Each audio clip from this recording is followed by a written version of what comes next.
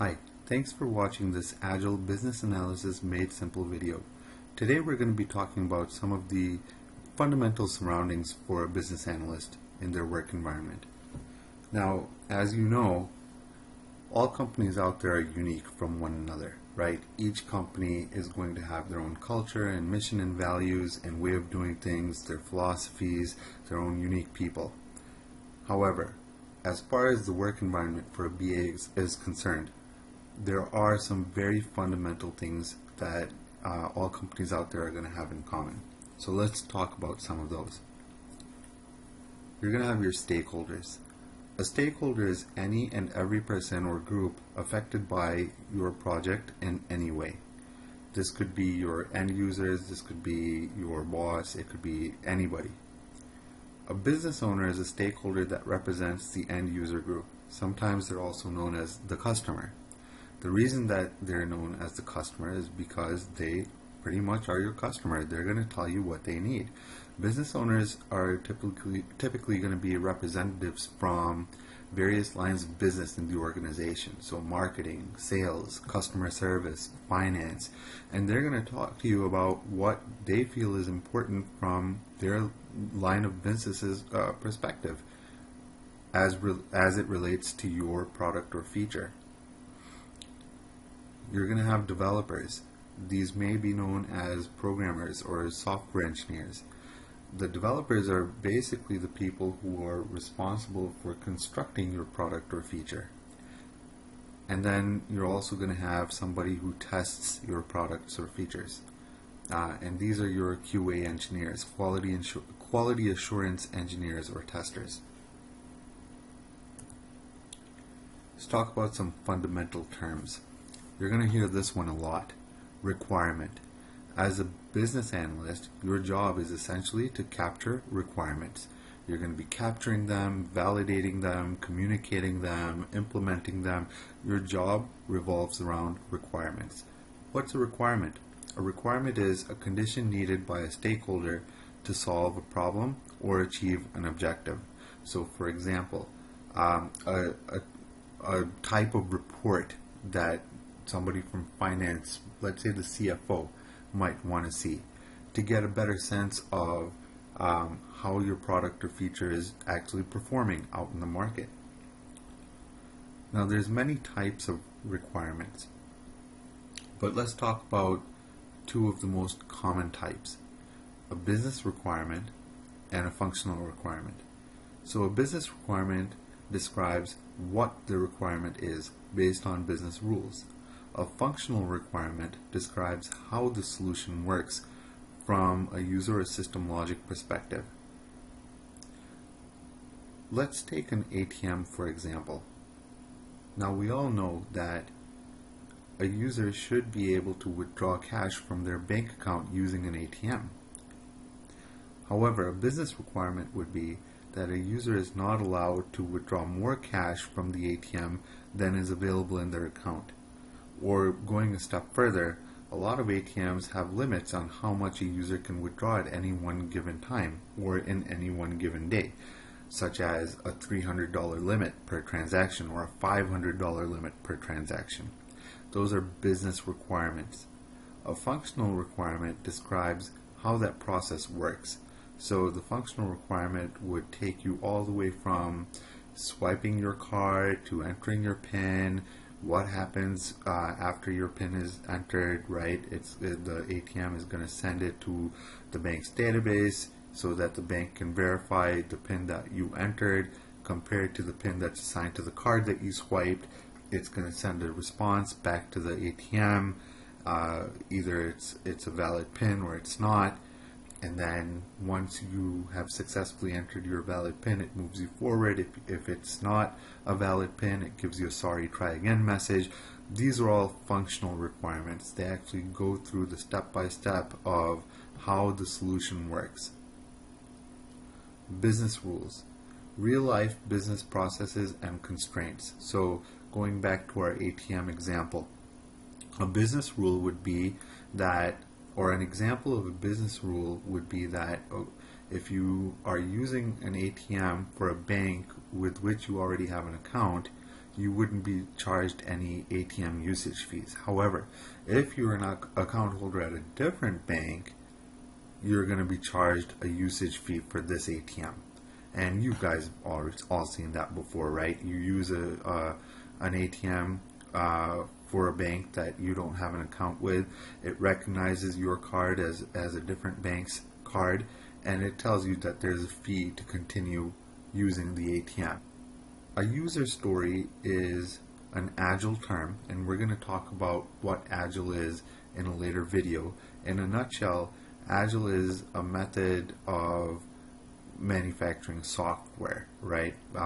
It's just a certain way of doing things. You follow a certain group of practices. So, at companies that use the Agile way of developing software, you're typically going to capture your requirements in the form of user stories. And a user story is fundamentally, as A, X, I want to Y, so that Z. That's the format for a user story. We're going to talk about this extensively in a future video. However, just to give you an example so you better understand, with the ATM example that we've been using thus far, a user story might be, as an account holder, I would like to use the ATM to withdraw funds so that I can have quick and convenient access to my cash, since ATMs are everywhere, right? And that might not be a great user story, but it's an example of how the format works. Finally, you need to know what the SDLC is at your company. SDLC stands for Software Development Life Cycle. This is the way things are done in the life of the software product or feature that your team is going to be developing. Agile is an SDLC method. Another SDLC method is waterfall or iterative. Waterfall and iterative being two different SDLC methods in addition to the Agile method. Again, we're going to talk about these extensively in future videos. Right now, all you need to know is that SDLC stands for Software Development Lifecycle, and it's an approach to developing software. Let's talk about some definitions. UML stands for Unified Modeling Language. This is a graphic diagrammatic notation.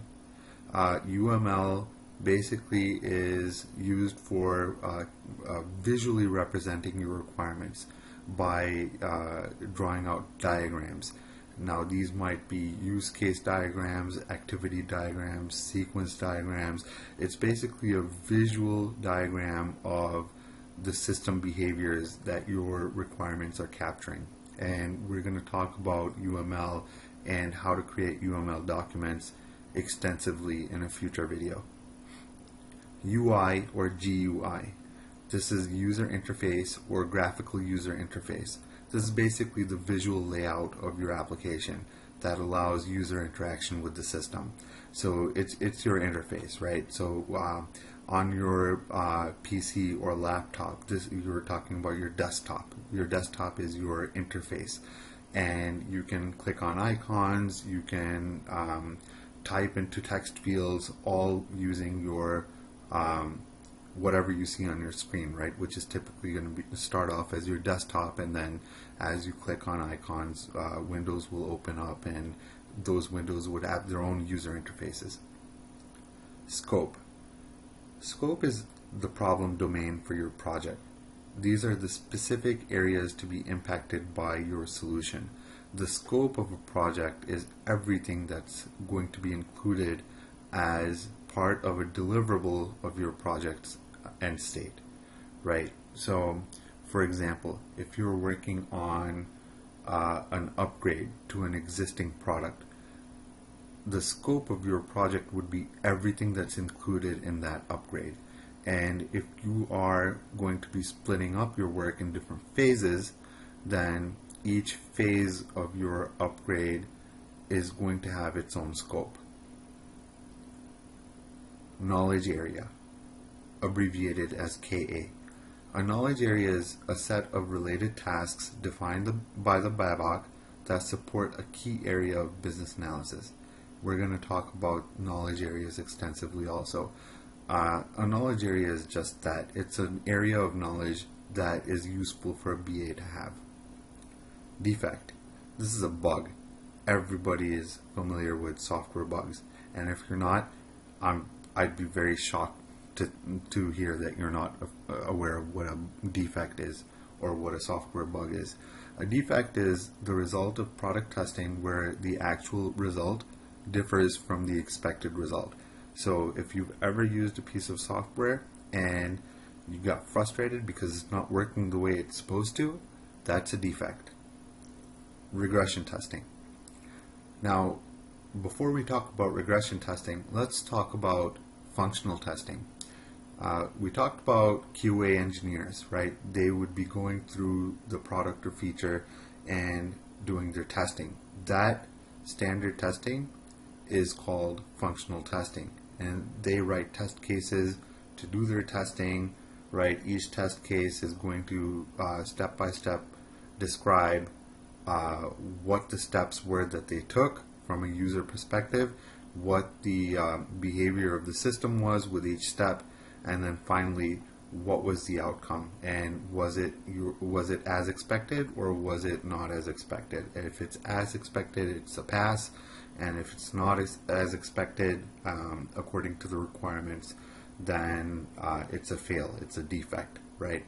So once they find defects, they pass them back to the developers who fix it and pass it back for regression testing. Now, regression testing is the process of retesting previously functioning aspects of a product after developers have made changes to correct a defect. Simply put, okay, you've fixed this defect. Now, in fixing this defect, we want to ensure that you haven't broken anything else, right? So, in functional testing, I find a bug. The developers fix that bug. I want to make sure that they fixed it without breaking anything else. And that's what regression testing is for. Let's talk a little bit about user experience. User experience is a related discipline to business analysis. It's rapidly gaining acceptance as highly important. User experience, or UX, refers to the usability of an application, which may result in millions of dollars of profit or loss. Now, how could that be? Well, there's a great example that I've found on uie.com. I have the hyperlink to this case study right on the screen. Go check it out. It's a very interesting case study. It's called the $300 million button. So they haven't divulged who the client was where this happened, but we do know that it was an e-commerce website. So I'm guessing it's going to be like an Amazon.com or eBay.com or something similar to that. It's an e-commerce website. Now, on this e-commerce website, users fill their shopping cart and click checkout, right? As soon as they click checkout, the system displays them a form, right? And on this form, you have two fields, two buttons, and a link. The two fields are email address and password. The two buttons are login and register, and then there's a link for forgot password. Seems pretty standard, right? Here's the thing though. There's no way to continue as a guest, right? Non-account holders were annoyed at having to register, because if you don't have an email and password combination and you can't log in, the only other button there is to either register a new account or click forgot password, which you don't have to begin with, right? So here's what they did. They took the register button and replaced it with a continue as guest option. Profits increased by $15 million the first month and $300 million the first year. Why did that happen? Well, in this particular study, here's what they found. First-time shoppers resented having to register. right? Their mentality was, I'm just here to buy something. I don't want to enter into a relationship. There was frustration at not being able to remember username and password. And there was also a resistance to re-registering. People don't want to go through that process again. There was a fear of registration as well with some users in the study. And this fear of registration was that by registering it would lead to annoying spam email and marketing messages. And then there was also a fear of privacy invasion. So that's the end of my presentation here. Let me go back up a slide so that you have something to look at. But as you can see from this case study, user experience is very important. Just to recap what we learned here, the basics of a BA's work environment, right? You're going to have several people that you're working with, but typically you're going to be working with stakeholders to gather requirements. Once you validate those requirements, you're going to communicate them to your developers who are going to construct your product or feature. Then you're going to have testers who are going to make sure that the product works as expected. And eventually you're going to launch your product or feature, and hopefully users have a great user experience with it. Thanks so much for watching this video. Thanks. Bye.